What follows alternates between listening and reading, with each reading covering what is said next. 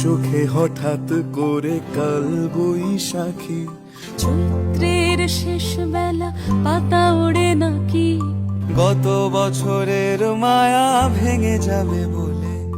রাজপথ ভেসে গেছে অচেনা কাজলে, দু চোখে হঠাৎ করে কাল বৈশাখী,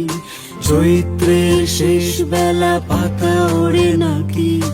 গত বছরের মায়া ভেঙে যাবে বলে,